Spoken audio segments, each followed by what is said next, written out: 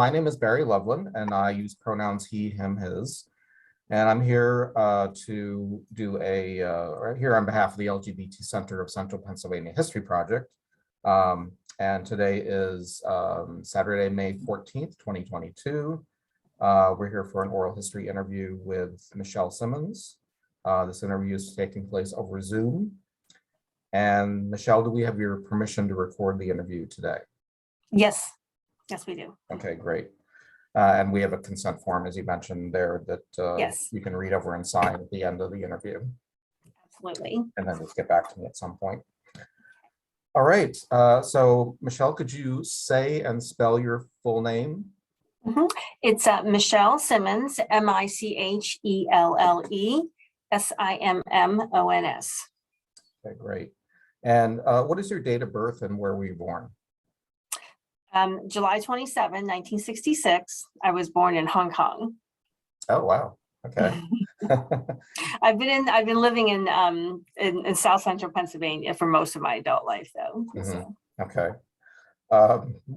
Maybe you could start there and say how you got from Hong Kong to Central Pennsylvania.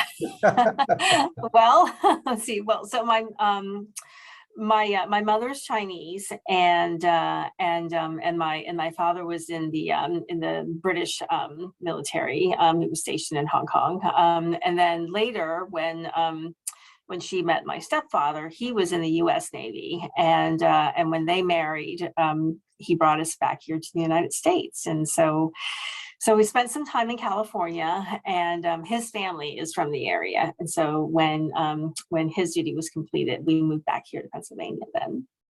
So I've pretty much grown up in this area. Okay, great. So where did you get your education?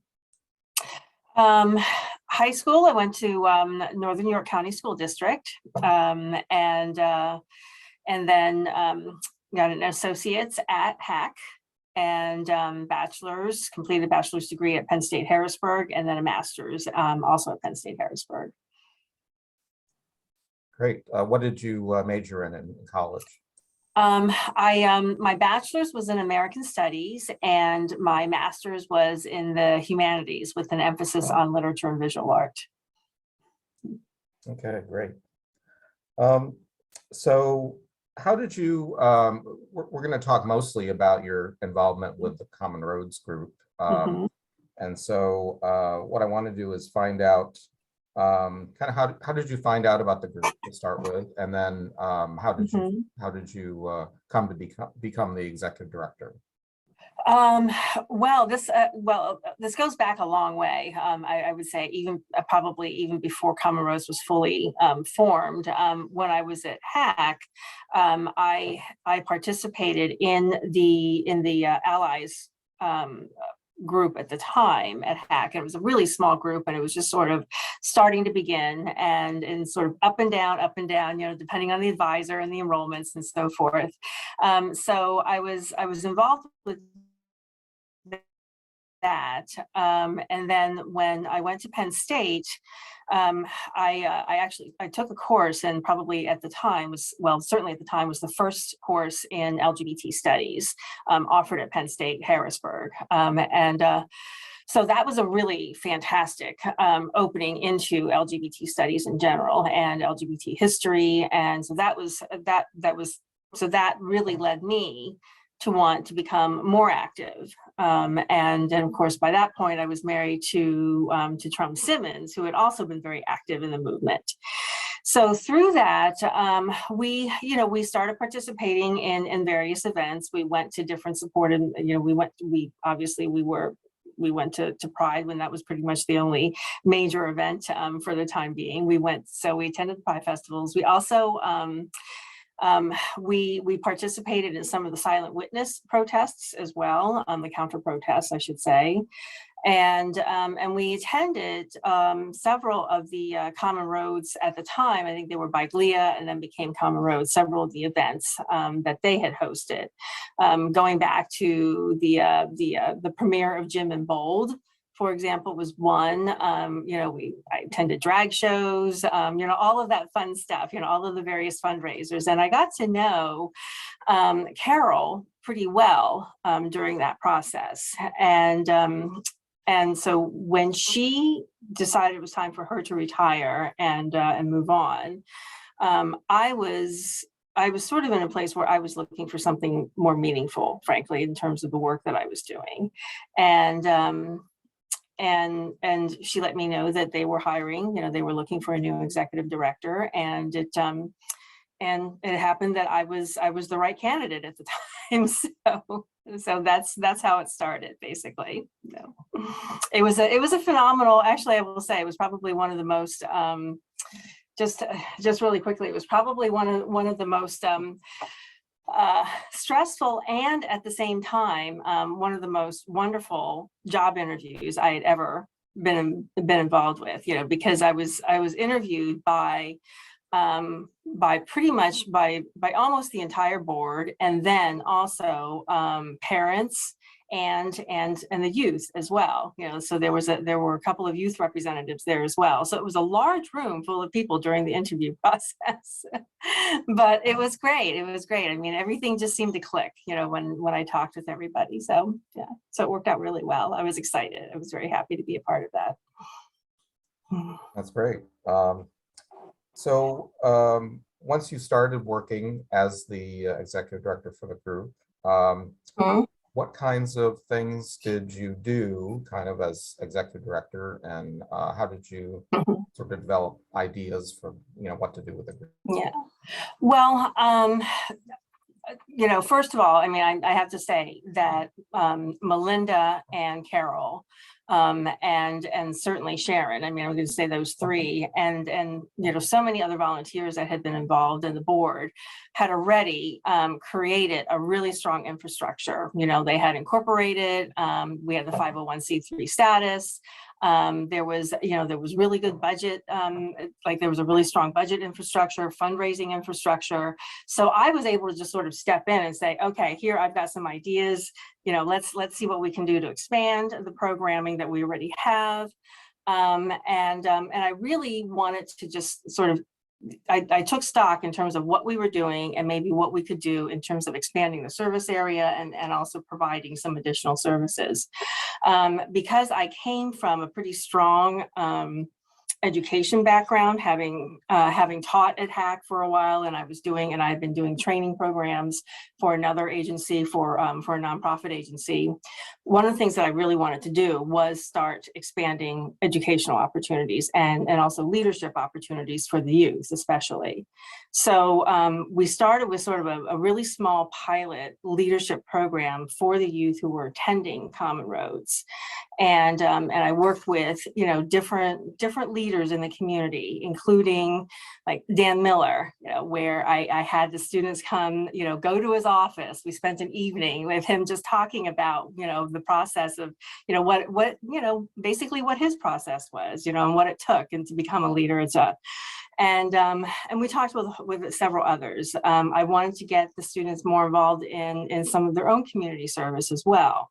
And so we started, and I think that, I know that Carol did this as well, but I wanted to expand on that too. And so we had the youth help with the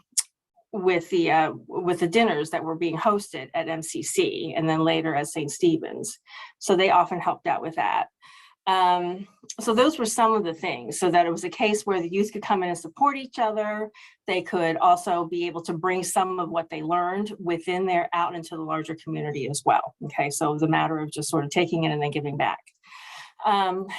When I first started there, the youth already had been going to a conference called True Colors in Connecticut, which at the time was the largest LGBTQ youth conference. Well, not the largest, it was the only LGBT youth conference that was available in the Northeast. And it was expensive for us to have, we would take maybe half a dozen youth, but then there would also be several chaperones would go along, and it was a weekend. They would leave on Friday and come back on Sunday. And we did a lot of fundraising to get, to pay for the expenses so that the kids would not have to pay for anything, right? They just had some spending money on their own. I was not able to go the first year because they were just getting ready to leave just as I started the job. So, but they came back so energized.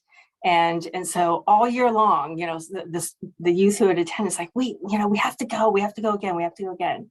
And so the following year I went with them, and I got it. I totally got exactly why it was just so energizing and just so motivating. And it was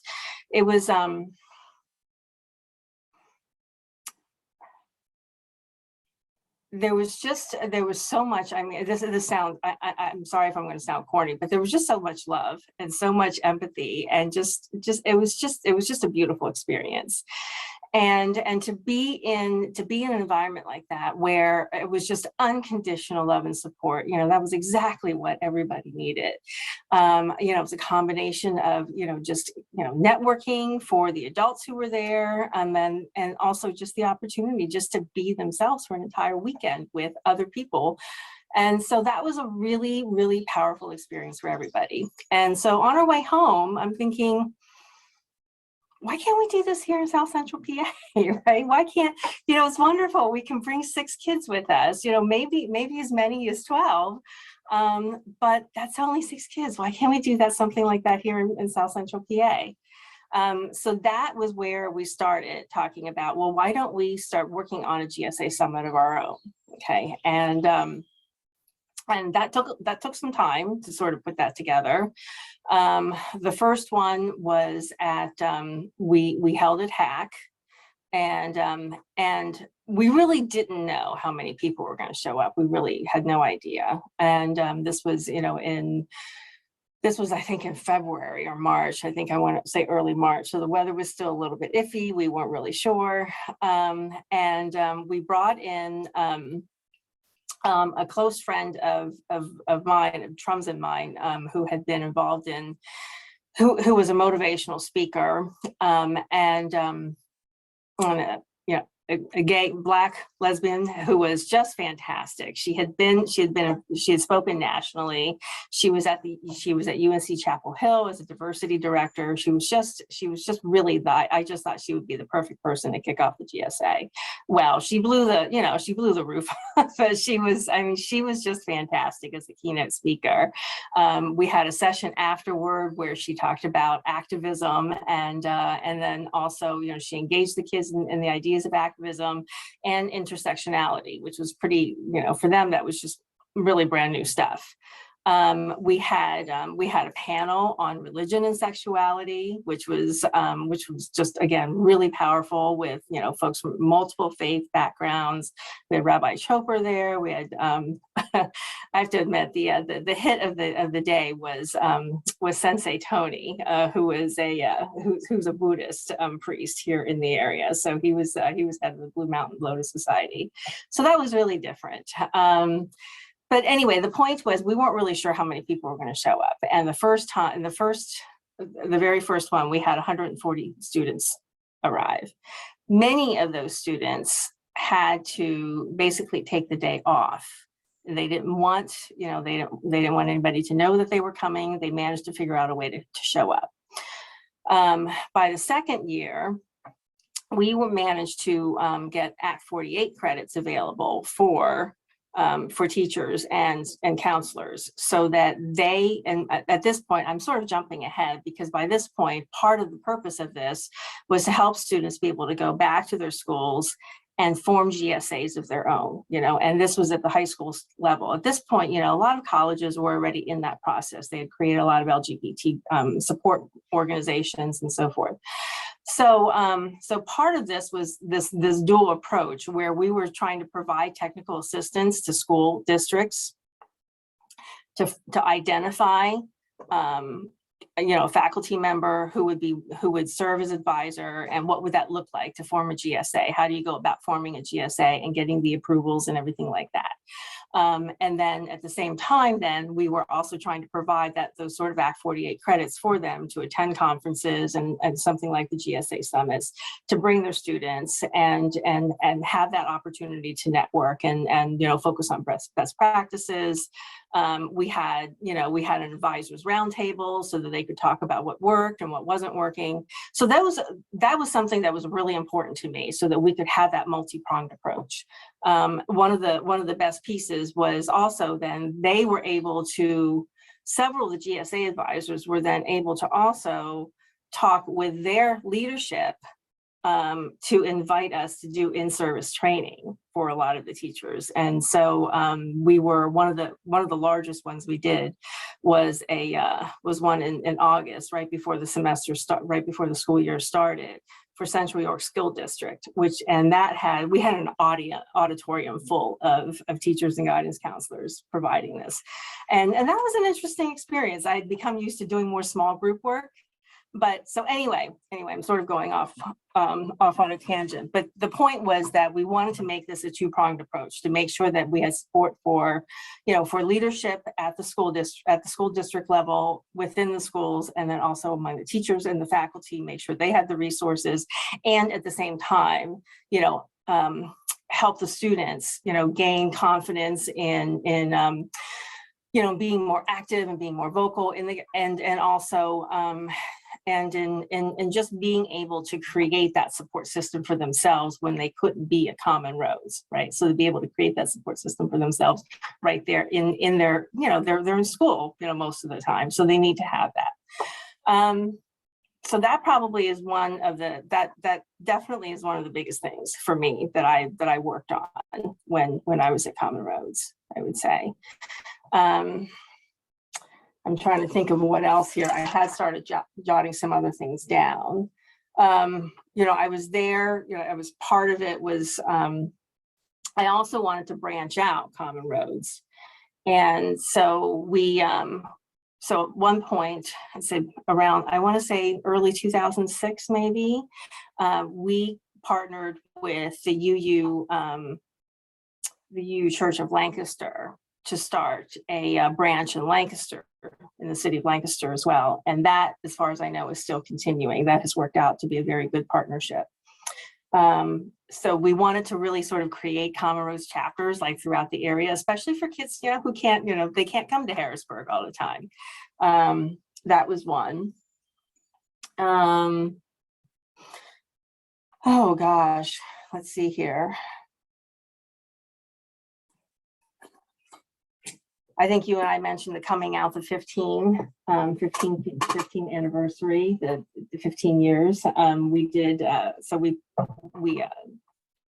and that was a huge project that Don Blyler really was spearheaded with that one of our board members, where we had 15 artists participate in this as a way of celebrating the 15 years of Common Roads.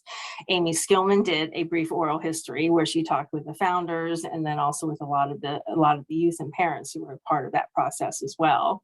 And we had a traveling exhibit of those 15 pieces of work that had been, and they were, it was all LGBT artists who had submitted a piece. It was all visual art. It started at WITF at their new building. And I don't know how much you remember of this, or whether you were there, attended any of those. Okay, so so it started at WITF. We worked with them because they had just moved into their new building, and we were the first exhibit that was at that building. They were really thrilled to have us, and at the same time, we did run into a couple of issues because a couple of the paintings were somewhat explicit, and they were, very, WITF was very eager to have, more, student groups, and they had like some Boy and Girl Scout troops coming in and visiting, and so there were a few parents who were certainly, who were, let's say, taken aback, I guess. Let's just do it that way. We'll say that simply. And they actually came back and asked if we could maybe remove a couple of the more controversial paintings. The board was incensed when we had we heard that. Several members of the board were just so angry because, you know, we had already agreed with them that, you know, they had agreed that this was going to be a great partnership and so on and so forth. And this is part of their, you know, and obviously this was part of their focus on diversifying, you know, their audience. And we just felt that this was just an affront. I mean, there was nothing really, you know, I mean, it was art. Let's put it that way. I mean, it was art, you know, it wasn't that terribly controversial. Might have been a little bit explicit, but not terribly so. But what we ended up doing was we did negotiate with them that the art would remain, but a couple of the pieces were moved to a slightly more private location. So that, you know, it wouldn't be like right out there in the open when you first walk in as the first thing you see. So there were a couple of hallways, you know, heading back into the offices and then that's where we put a couple. There were only 2 pieces. So we moved those 2 pieces there and everybody was happy. And we were still able to have programming where we brought them a couple of Fridays. We brought Common Roads Youth to be there and had a couple of speakers. A couple of the artists were there to talk about their process and you know, why they chose that particular medium. And so we had several students who were just, you know, they just were thrilled to be there for that as well. And then that moved on to a couple of different colleges. And I want to say, I think one was Millersville, another one was Hack Lebanon. I have to go back and take a look at the list. I have the book, but yeah, but it ended up having quite a successful local tour, I guess, you know, so we were really thrilled. It was an expensive program, but ultimately I think it was a really good way to show off to show that Common Roads was here, you know, and that we were a fixture in the community, not just, you know, in this little space in Harrisburg, but that we were a fixture in this larger community. And so those were a couple of other things then. All right, I'll stop talking and let you ask. That's great. Yeah, I was going to ask you too about how you raised funds because you mentioned that being an expensive program. Obviously, you needed funding. So yes. Did you get grant support? Did you do fundraisers? How did that work? We ended up doing an art auction. That was one thing. That was one of the major things. Was that the art auction was going to help certainly pay for much of those expenses. The reception was underwritten by board members. The printing, that was also underwritten by another board member. It was just a matter of trying to find the right. I think the only thing we ended up really paying for out of pocket was the opening reception. Everything else was covered either through you know, in-kind donations, and then we were able to recuperate a lot of those expenses that were incurred through the art auction as well, and plus a little bit of extra. So that was nice. That it was meant to be something of a fundraiser in that respect. So that's one. I mean, certainly the fundraisers. I mean, oh boy, that's always been a challenge. From the very beginning in terms of fundraising, you know, from simple things like the typical youth stuff where, you know, selling candy bars and stuff like, you know, sort of the usual things, some of those basics, you know, the filming, you know, the opening of Jim and Bold, that was both a community event and it was a fundraiser, right, at the same time.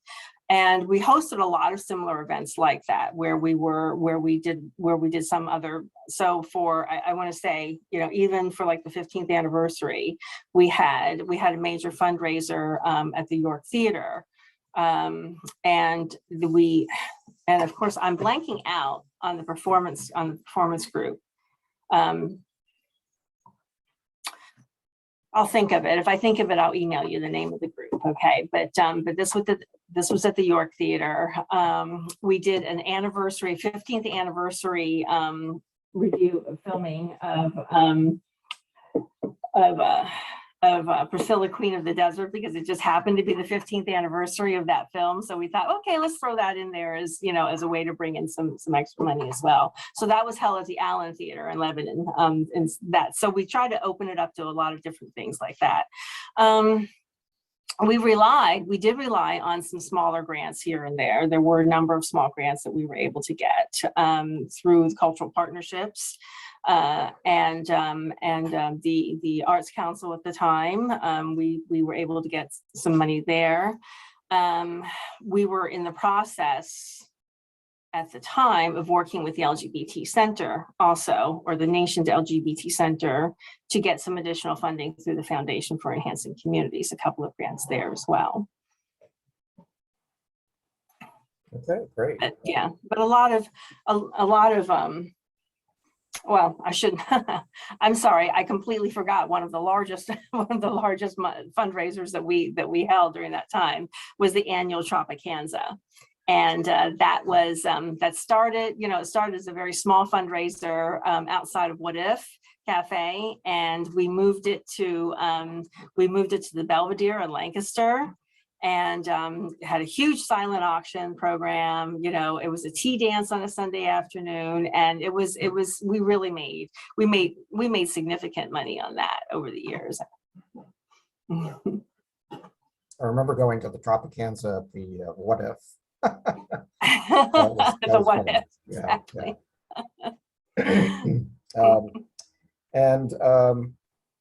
So how did you let young people know that you were there, available? That we was there. How do we let young people know? Well, part of it, I mean, so much of it had to do with the networking. Okay, so having, you know, making sure that we were getting out into the schools and talking with guidance counselors, with teachers. So that was one of the things. We also worked with a lot of different social service organizations. And so Dauphin County Youth Services, the foster, you know, the foster system.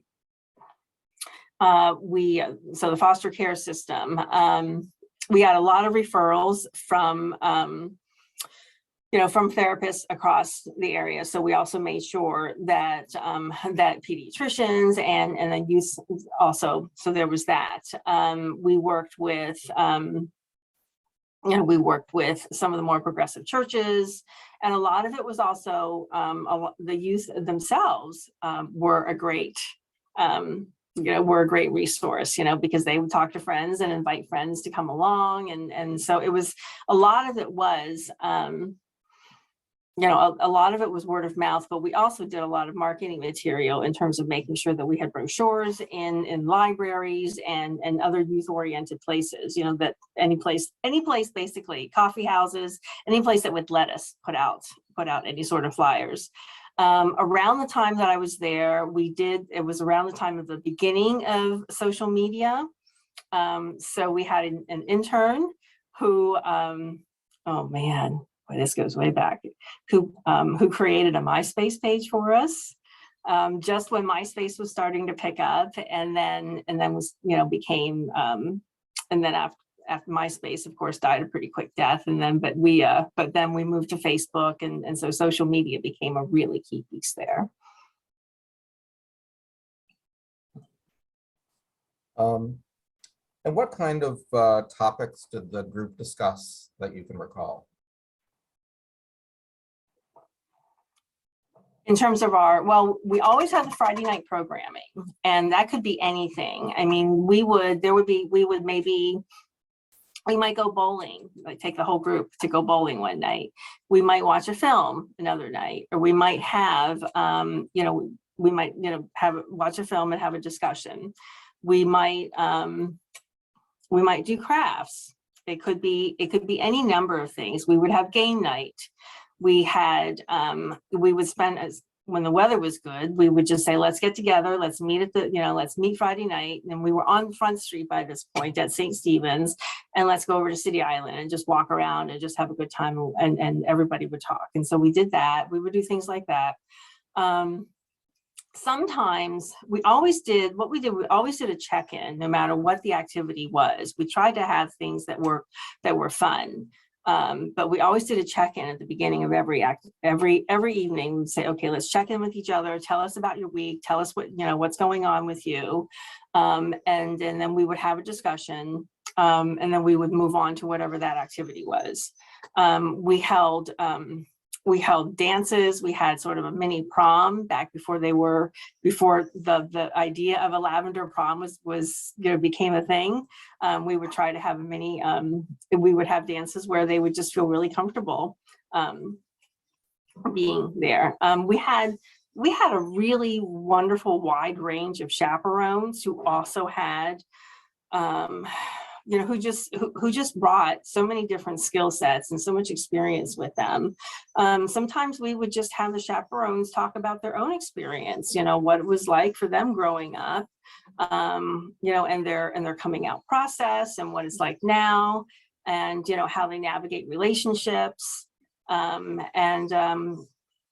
things. So it really depended on, sometimes it depended on who was scheduled for that Friday night. And then other times we would talk with the youth and say, okay, what do you guys want to do? In advance, we had a planning committee. And so we always had a youth in part of that planning committee and say, okay, what sort of things do you guys want to do? And then they would tell us what they wanted to do. And we'd say, okay, let's see, out of the 12 things you gave us, number 2, 3, 4, and 5 they're just too expensive. Okay, we're not going to be able to do it unless we raise some money. And so if we want to do it, let's raise some money and move, and then let's plan for it.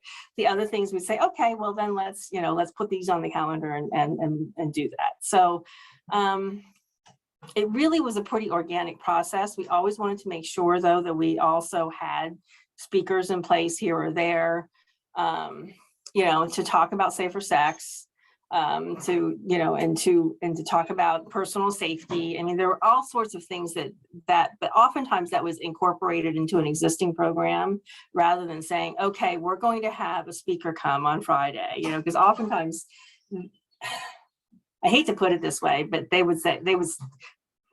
those turned out to be low turnout nights if they knew there was going to be a speaker coming in, so they wanted, a lot of times they just wanted to get together and be together. They hadn't seen their friends all week long. So. Yeah, that sounds great. We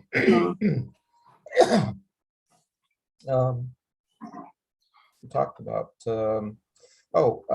you mentioned briefly Pride. Did the youth members attend Pride, and what kinds of things did they do, or what did they like? We always had the booth at Pride, and so yes, and that was part of the requirement though too, is that we would get as many youth as who were comfortable to staff the booth at Pride.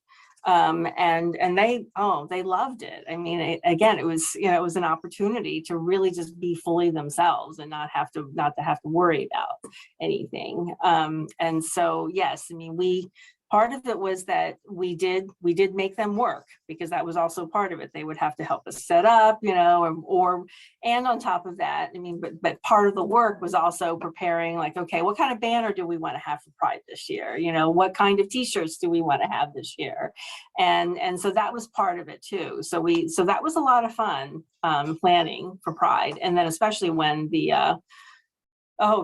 especially when the parade, the first time we had the very first parade that we had, one of the chaperones sort of took over the float preparation process, and I think he was more interested in than the youth were, than a lot of the kids were, but we got it done. Was he wanted to create a Wizard of Oz themed float. And so, and I think it was, again, it's sort of a generational thing, right? But they got into it. The youth really got into it, just because of the way. I have no idea how the organization of who walked when in order, but Kama Rose ended up being the last people to march. Our group was the last one to march, and so we were at the very end. And while we were lined up and waiting, and we had the float, and it was this big, it turned out to be a really lovely float, and the kids were really into it. While we were waiting, a limousine pulled up behind us, and out pops Ed Rendell, who was governor at the time. And he starts walking around and talking and saying hi to them and shaking their hands and everything. And several of the kids were like, "Who's that old guy in the limo?" And I said, "That was the governor. He just came over to say hello to you." And so it suddenly dawned on me. I was like, "Oh, okay."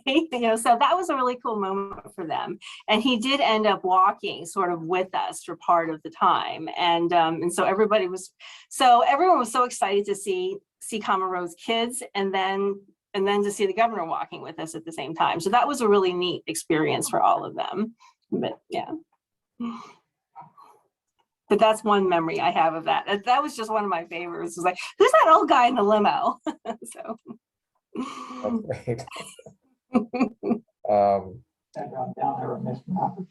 Oh yes. Oh yeah. Trump just sort of popped in for a second. Trump reminded me, that Ted Martin, who was the president of the board at that time, he pointed out that apparently Rendell loved parades, and so he never missed an opportunity to march in a parade. So Yes, that sounds like him. yeah. And then how did the transition occur then to merge with the center? Were you there during that, or? For the center? Yeah. Yes. I'm sorry about the light here. I don't know. Yes. What happened was this was in the center had already been sort of the planning had already been in place for a lot of it, and while I was there, I did serve on the board for the center, but we didn't really there was no physical space for it. It really wasn't an entity except a name alone, right? And we were still sort of in the research process. And I remember Marlene Canick going out to Chicago and coming back with all these great stories about, the beautiful center in Chicago, where basically is just, it's on one half of the block is the center and the other half of the block is a Whole Food store, right? And we said, okay, that's fantastic, but how's that going to work in Harrisburg? So, and we did a lot of work, working with the William Way Center in Philadelphia, getting feedback from them. So we were really in that sort of stage. Around mid 2008, I had to move on for a number of personal reasons. I was really not able to stay, and I was really concerned about. I talked with Carol. It was around this time that I got together with Carol and I talked with her. She was still here in the area at the time. And I said, we just don't really know what the next step for Common Roads is going to be. We're at a crossroads, okay, right now. And here's the center over here where we're trying to work on the center to create this. And so we decided to propose to the LGBT Center board at large that maybe it was time for a merger. Common Roads had a physical infrastructure. It had a ready, it had a ready constituent. The center really was just an abstract thing at that point. And so why not merge the two and use this as a stepping off point to really build a full center. And thankfully, everybody on the board thought, they thought, yeah, let's do it. And so that's what we did. We decided to go ahead and merge the two organizations at the time. I continued to serve on the board for 2 years after that. And from there, then, now I was not on the board by this point, but that from there, Louis Marvin then became the first editor, the first ED for that. And they moved to 3rd Street, which turned out to be, just a fantastic spot for them, at least for that time being. And then it went from there. So yes, I was part of that process.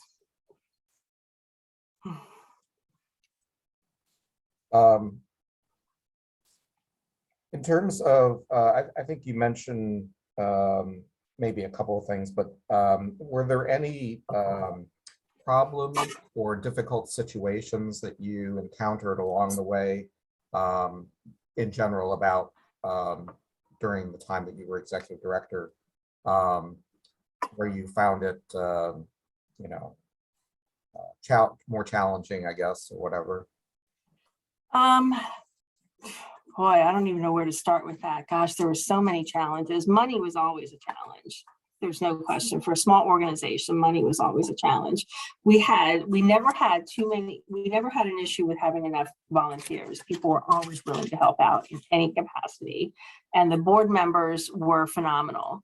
But what happened was, to a great degree, it was the board members themselves who were really providing almost all of the, almost all of the budget. They were just working themselves really, and I was really concerned about burnout, frankly.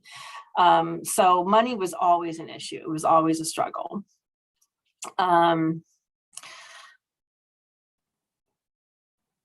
In terms of other challenges, we would have mixed responses at the schools. That was always, there were always times that if I never knew exactly what environment I would be walking into when I would go into a school.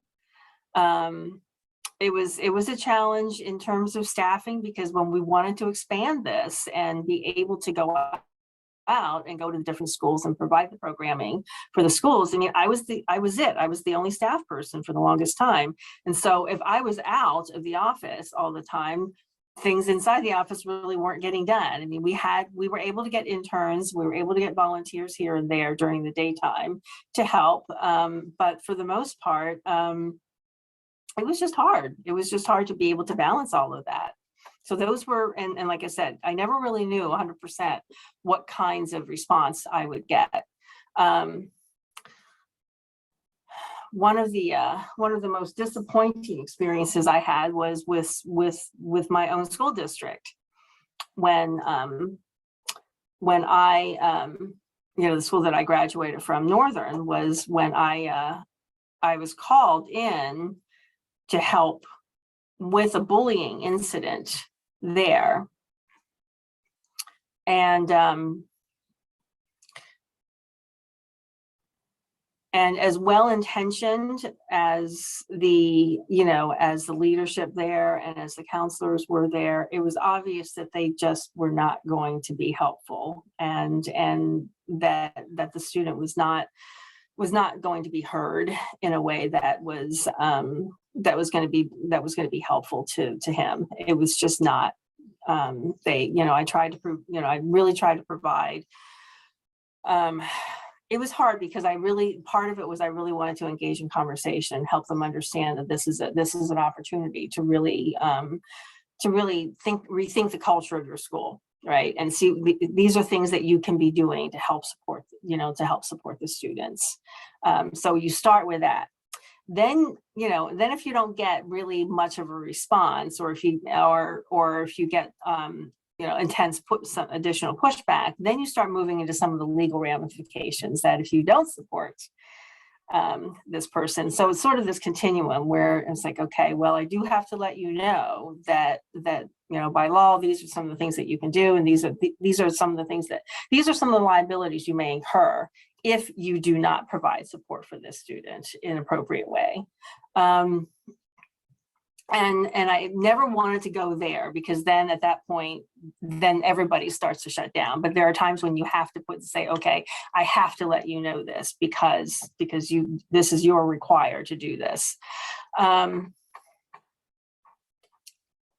that was, that's never a positive way to end the conversation. And maybe that specific student was safer, but that doesn't mean that, I wasn't able to do anything at the structural level for the school, because that's one student was definitely not the only person. So, and I had really wanted to be able to, that's the hard thing, is that sometimes it's really hard to get, they're just not ready. They're not there for it, right? They're just not there.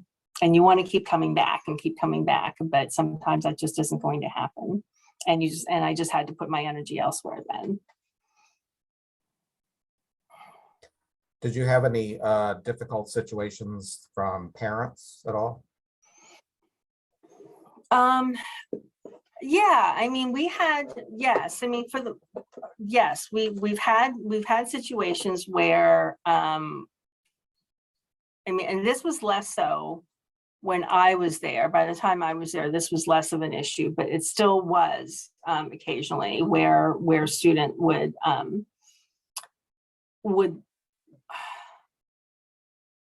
there were times where we had to counsel a student to perhaps not counsel them or encourage them, but to sort of give them the option that maybe right now is not the best time to come out to your parents. That, that there may, maybe it might be better until after you have some financial independence, or that you're not at home, at least that you're not still living at home and dependent on them financially or in other ways.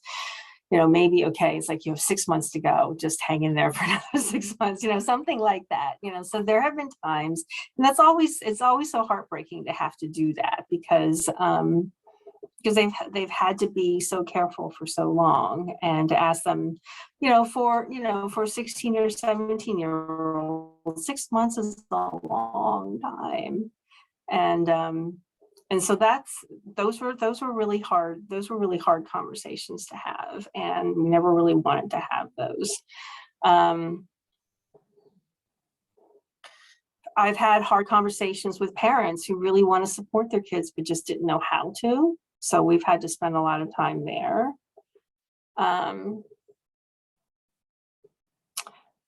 We had one young man who was in foster care,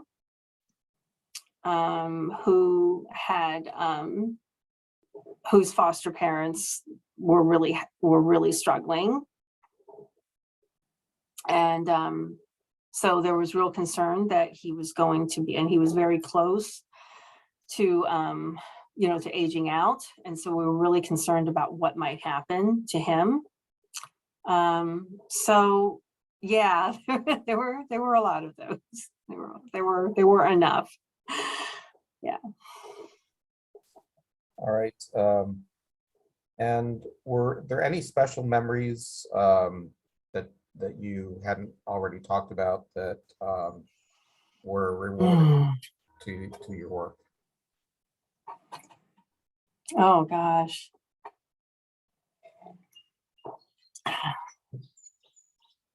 There were always my favorites are always with watching some of the young people who evolved and who grew in confidence and into themselves. I remember one young man who started coming to us, and he was the youngest one of the group at the time. He was only 14, and he started coming. And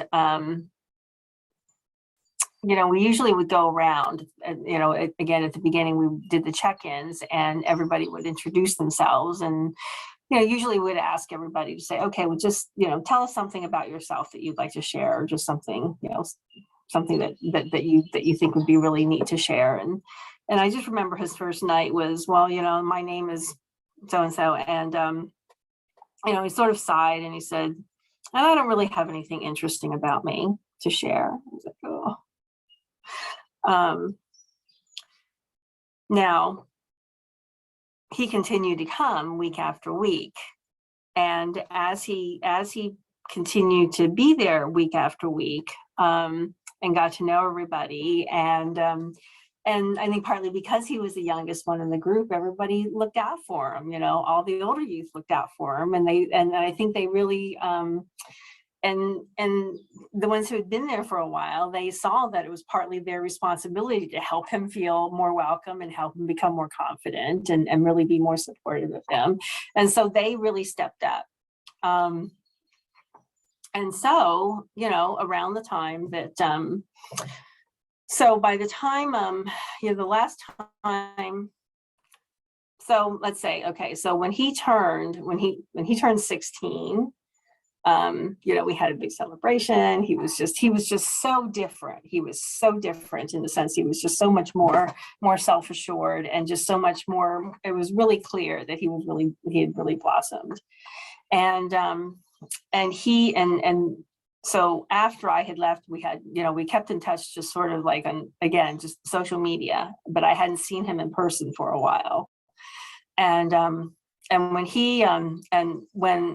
I attended the GSA, the GSA summit at Dickinson, and he came, and like we saw each other from afar, and I mean, he just made a beeline directly from me, and he just hugged me so hard.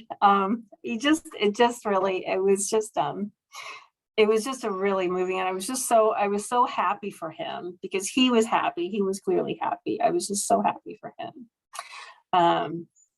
And like I said, we've stayed in touch. And he's had his ups and downs. And again, I see things, where he continues to really struggle. But he has a community that is very supportive, and I can tell that he knows, he has learned the skills to reach out when he knows that he needs help. He knows that he has our back. We have his back. We're going to take care of him. So that's, I guess, if that's one thing, if that's one good story, that's one of many, but that's one that really sticks with me. That's great. In terms of other students or other young people that you had come through the program that still stay in touch with you, have there been any really wonderful kind of memories or stories about their experiences or what they're doing now that makes you kind of take some pride in that you had some help along the way? Oh man, well, I have to say, I mean, I'm not going to take credit for a lot of these because I think a lot of them already had that in them. Rebecca, I think you interviewed Rebecca Balmer, I hope, and so you've had the chance to talk with her. She was just phenomenal from the very beginning. She was great. She was willing to speak on camera for a project that actually there were two students at Dickinson College who they wanted to do a film project interviewing several LGBT youth. And Rebecca said, yeah, absolutely, I'll do this, right? And so she was one of the first to volunteer for that.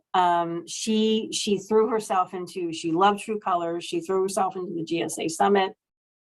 She, when she went on to college, she went on to major in women's and LGBT studies, and then she was director of diversity and LGBT center. And then she's gone on to really do some really neat things. Now, again, this is not, I'm going to have to say I'm in a very small part of it, but she is one person who I just think is just phenomenal. So she's one. Salem, who has just had the most difficult part of, he has struggled so much, especially with his background and his parents. And I don't know how much he shared with you about the lack of support that he had from his parents and just how difficult life was for him. But he's gone on again to, this kid was brilliant, just brilliant. And he's gone on to do some really neat things. And he's also happily, from what I can tell, happily married, and, so those are two really great examples. David, he went on, he has an MBA, he is, real estate, again, happily married, and doing really well. So those are some fantastic stories, though. So those are some big successes. So I would say them. Those are some that I can think of off the top of my head. So yeah. Yeah, that's wonderful. I shouldn't forget. Actually, I should not forget this. Actually, Sean Espenshade, of all people, right? He was not a regular Common Road youth, but he knew about us. And of course he ended up, he was at Cedar Crest Cedar Crest High School. But he ended up being the first, he created the chapter at Cedar Crest, okay? And his family knew Don Blyler. Somehow Don and Sean got connected in this way. And so Sean spoke at Tropicanza, our first Tropicanza at the Belvedere in Lancaster. He was the sort of the youth representative and spoke about his process. And he was actually one of the first attendees of the first GSA summit as well. So he managed to bring a group of his fellow students to that. So of course now he's completing, he's completed his PhD at University of Penn, and he and Louis, of course, have been together forever. Louis and Marvin have been together for a long time, and he has been. He's just been a marvel, I think, throughout the time that I've known him, and just how hard he has worked. As he's had a lot of personal demons, and he has really worked through them in a way that is just remarkably brave, just brave as can be. So I don't want to forget mentioning him, because I just think he's just very dear to me. And is there anything else you want to add?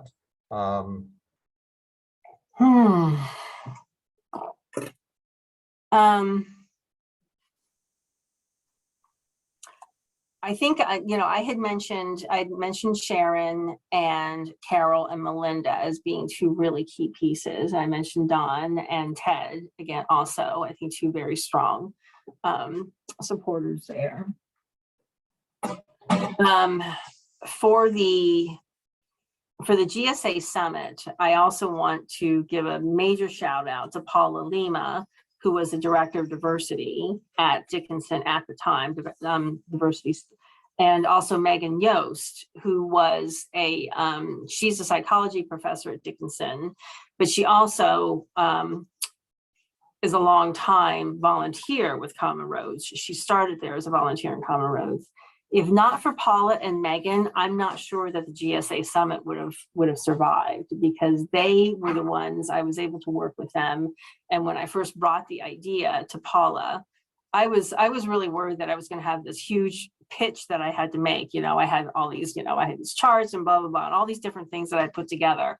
And we sat down, and like within 5 minutes, I mean, the very first thing she said was like, okay, what do we need to do to make this happen? I mean, she was on board from the very beginning. So I just wanted to make sure that she gets the shout out, because like I said, if not for Paula, and she managed to include, she wanted to make sure that this was also a way to change the culture at Dickinson College. So she had her students work out. It was her idea to have gender neutral bathrooms at the third summit, and that that certainly was not 100% welcomed by the community, by the campus community, including some of the VPs. So there were a lot of raised eyebrows. There were students who were a lot of confusion, but it was well worth it, because again, she set the tone on the campus, and she really made a difference in terms of making sure that it was successful, and that it was well supported, even well beyond her her tenure there. So I wanted to make sure that that's in there too. I think that's everything. Certainly feel free to follow up if you have any other questions, that if you want to email me or anything like that. But yeah, I hope this was helpful. I hope this was useful. That's been great. Yeah, I really appreciate you taking the time to do this. And, I think it added a lot to the narrative about the history of the Common Roads group, and yeah, how that all evolved, and the GSA Summit and all that. So it was really great material for our program to have all of that history recorded. So great. Thank you.